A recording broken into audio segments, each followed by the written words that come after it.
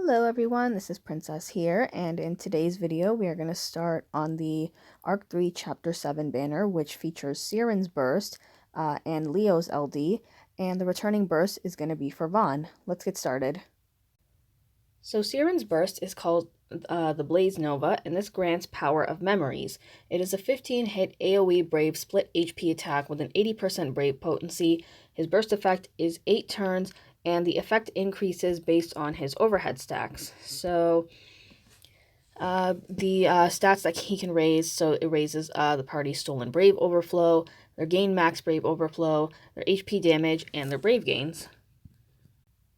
So then looking at the Burst Plus, so when you use Power of Memories, it will now be an 8-hit AoE Brave HP attack dealt twice. The Brave potency is 150%, and it raises Brave by 50% of HP damage dealt after the first attack. And then at 2 out of 3, so the effect will add a party Brave gain up, with the total being to 50%, and it also adds a max Brave cap up.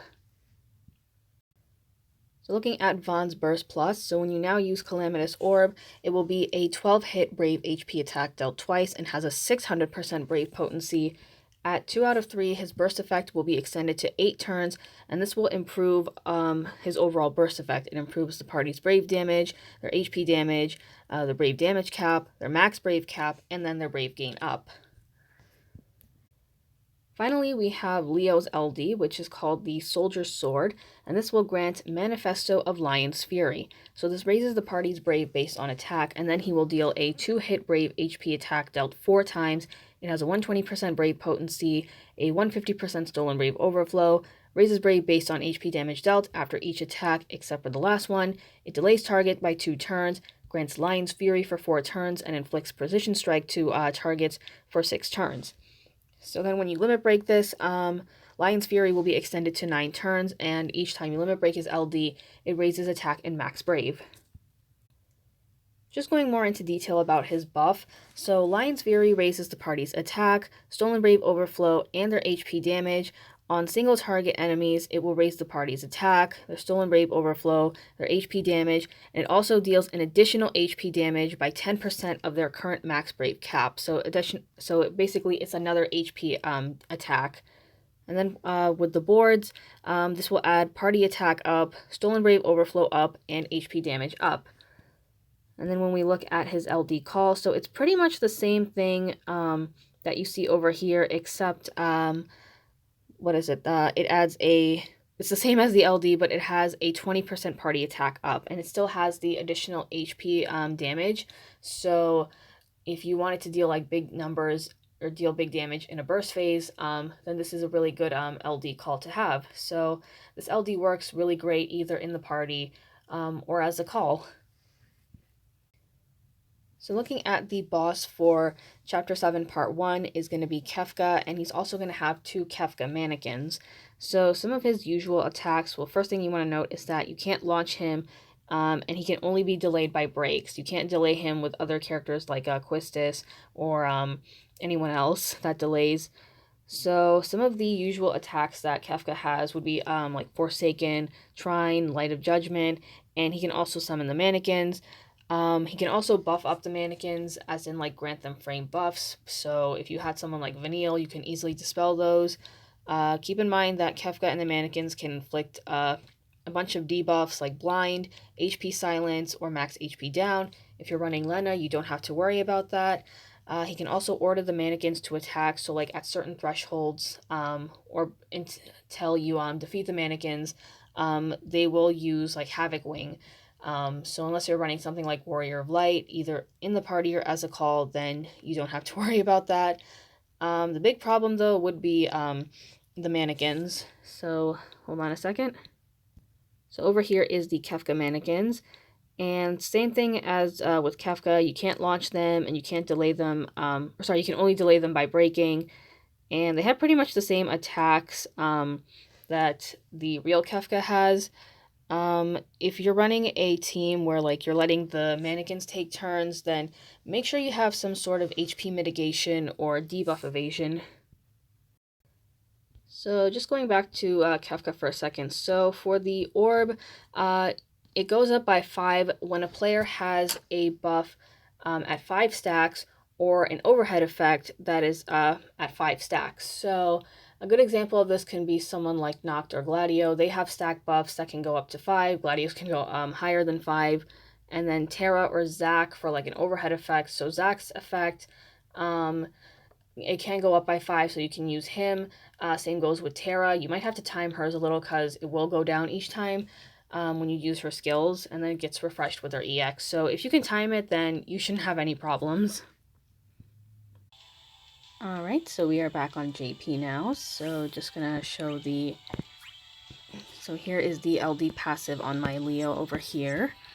And then if we look at Ciaran, so I do have his burst on him, and I have his LD.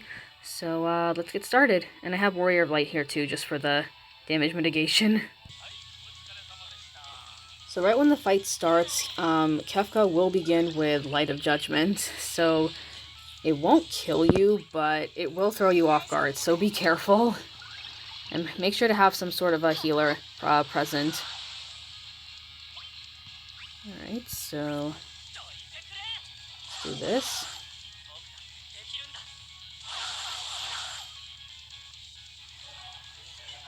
So now that I have Ciaran's overhead buff at 5, Kefka's orb is going to keep going up. Right, so now he buffs up the whole party. So what you can do, this was something that I did in my run, was I just had Vanille in the party and just dispelled all of their buffs. So here is a Manifesto of Lion's Fury. So he gets Lion's Fury, and as you can see, he's doing another HP attack. So this can work, this can really, really come in handy when you're doing, when you're going into burst phase. Alright. So as you can see, they're doing Trine, and they're not inflicting any debuffs thanks to Warrior of Light's debuff evasion. So now, you know what, let me actually get rid of the HP down first. Actually, no, I don't think it'll be a problem. So let's just go straight in with the burst.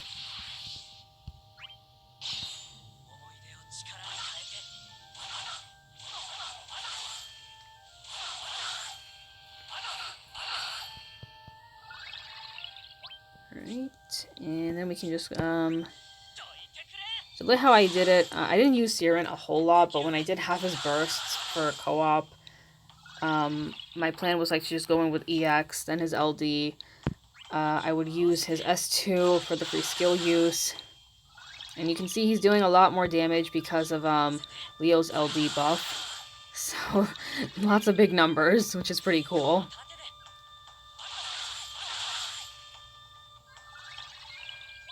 Alright, so here's Power of Memories.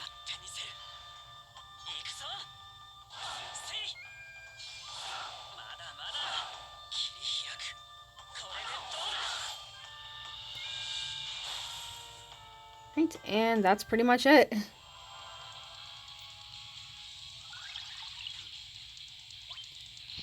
The big thing that you want to watch out for in this fight are the Kefka mannequins themselves, because they can inflict a lot of debuffs.